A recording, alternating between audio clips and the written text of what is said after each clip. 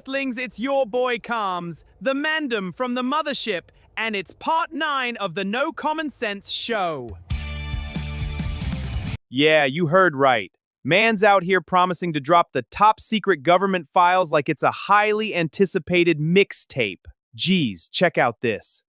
Yeah. Thank you, Mr. President. I have 2 questions for you. First, on the topic of space, do you have an update on the UFO files and what might be, when we're going to be seeing those? Well, I think we're going to be releasing as much as we can in the near future. For some reason, and I guess it's just a reason that's been in the minds of people for a long time, and that is such, they want to find out about the UFOs and anything having to do with UFO or related material, and we're going to be releasing a lot of things from that we have, and I think some of it's going to be very interesting. I can't actually believe Trump's talking about UFOs like he's just ordering a cheeky Nando's. Absolute madness. But if you think that's mad, check this out. The Bank of England has been warned to prepare for a financial crisis, all caused by aliens. Yep, you heard me correctly. Helen McCaw, a former Bank of England analyst, has said that if the White House ever confirms intelligent non-human life, markets could panic within hours, bank runs, payment systems failing, even riots. In a letter to Bank of England Governor Andrew Bailey, she urged contingency planning for the economic fallout from such disclosure. She cited an ongoing US declassification process around unidentified anomalous phenomena, or UAPs, that are linked to advanced non-human intelligence. Think UFOs. McCaw warned that undisputed evidence would cause ontological shock, leading to extreme market volatility from panic or euphoria, a loss of confidence in pricing models, bank runs, payment system failures, and potential civil unrest, all within a matter of hours. She argues central banks can no longer ignore the possibility, as recent official signals make preparation prudent. Now, these official signals, they include recent and escalating US declassification efforts requiring more transparency on UAP intercepts, concerns about withheld UAP data from the intelligence community and the Pentagon. Even US Secretary of State Marco Rubio publicly noted that repeated UAP incidents that have been witnessed over restricted nuclear sites are not theirs. Now, this idea is nothing new. Many experts have warned that if extraterrestrial life is discovered, that people would not be able to cope because our lives as we know them would be turned upside down and total anarchy would likely take hold. But what do you think? Are the aliens coming? And would we be able to handle them when they do? Or would the world descend into total chaos the day that they are confirmed to be among us? The simulation is fully fried, man. The Bank of England thinks aliens are gonna wipe our bank accounts. But this next clip is even more crazy. Check this, boy. Okay. So let's get back to the underwater bases, since these are these photos. So this is, I guess in an episode you spoke of having to do procedures underwater. And could you explain why? Like, why would you not just put the being in a tank and operate them in a regular room? Why would you have to be underwater as well? Well, some of the beings come from water worlds, and there's a lot of beings that live here. We call them like aquafarians. Is kind of the code we use for that. They live here already. They've been living here a long time, but we do have visitors that also come from very far away. That their ships have liquid in them of all different sorts of materials. This specific one, it looks like a mermaid man with little fins. There's sometimes that you cannot, people are like, well, why can't you use those big tubes? And like, because you don't have the visualization, number one. So we actually have operating rooms as big as this room, filled with seawater, that we walk into with these suits and take samples, because the bodies have to be kept in the water or they'll deteriorate with pure oxygen on the surface. So that's why we cannot, use these little capsules and stuff. You have to be ambidextrous here. You're talking some very small instruments and things like that. This is a good depiction of that. And we have these special boots that they're magnetic, that keep us on the ground. Everything is contained in the suit. And this is just one of the artist renditions that I depicted for them for this procedure. So it has everything an operating room would have. It's just, it's underwater. How many times did you have to do an underwater procedure like that? Did you do them often? No, maybe 5% of the ones that I did, you had to do in some sort of liquid or water. Okay. Mandem are doing full-on surgery on Aquaman in a giant swimming pool right now. The simulation is actually finished, bruv. Ugh, what is this? This is peak madness, fam. I don't know, it sounds a bit fishy to me. But moving on from all this madness to this, check this out, G's. Okay, one more time, because it is pretty incredible. That's the tail that you're looking at, the one that looks like the head. I'm trying, but until she turns around, that looks like a snake, right? It's not, it's just a caterpillar, but it's made to look like a snake. And this one, more than any other, looks the most like a snake I've ever seen. Guys didn't even believe me. Jesus, look at that head on it, but it's a tail. The head is actually up here. It's so cool, this thing. So good. Thank you for doing that, Leah. Jesus, look at that. Incredible.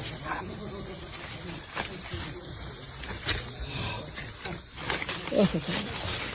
He's about like 6 inches, though, see? Yo, this bug is moving mad.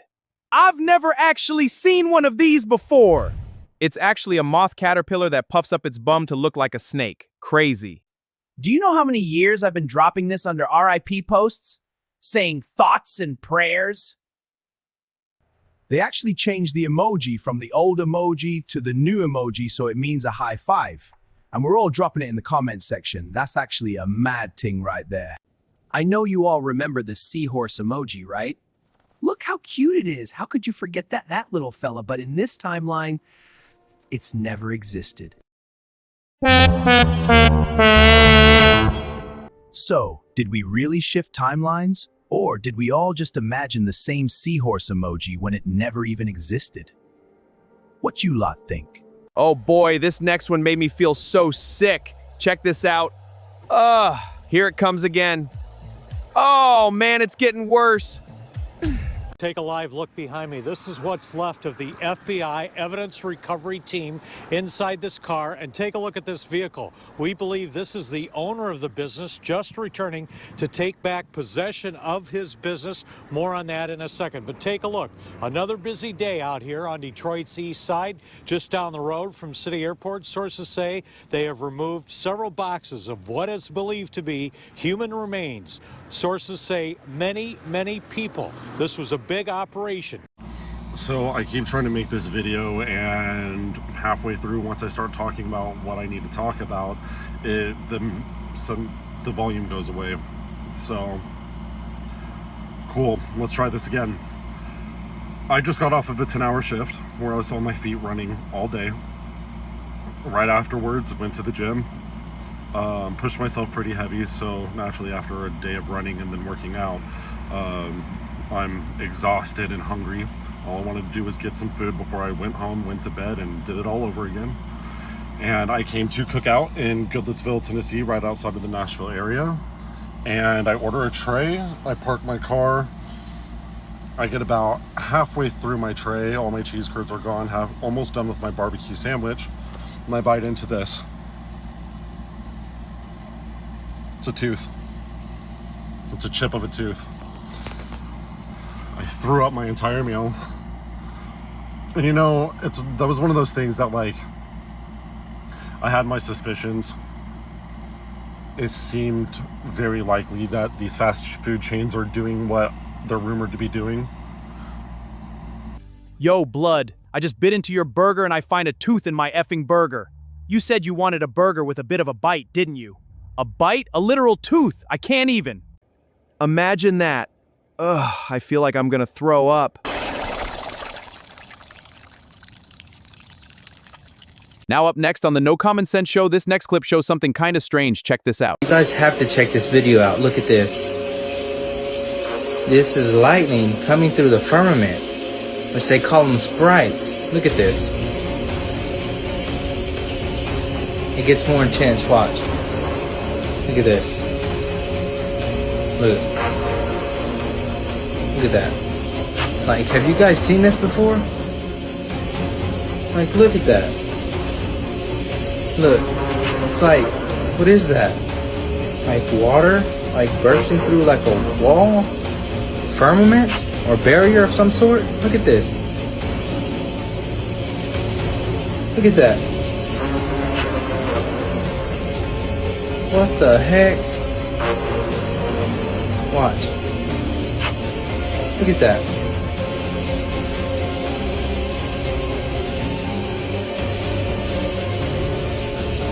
So these things are called sprites. Now this almost reminds me of something. Like, look at this, and now look at this. This is a geyser, but flipped upside down. Like, look at this. Kind of looks the same. Look at this. Look. What do you guys think about this? Did they just prove that there's a firmament above us? If you've made it this far, massive respect goes out to you all. This world just seems to get crazy by the minute, and this clip just ticks that box. Holy fuck, chat! Here's a video of the flight path of a dedicated NASA aircraft at the landing location shortly before the Artemis 2 crew returns to Earth. Watch this!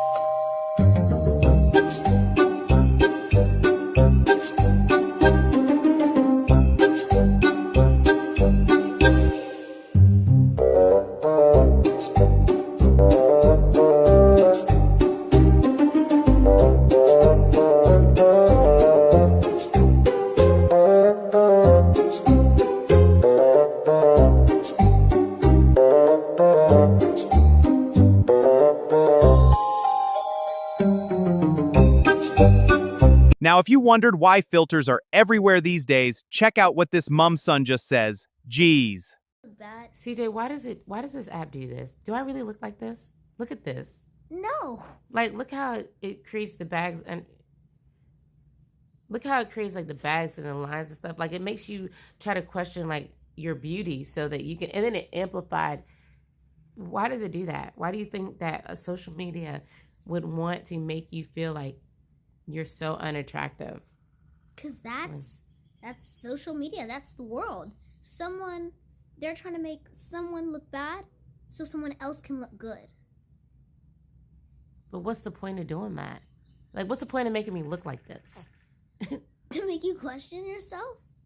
I don't want to look smooth like this. And then that person doesn't want to look good.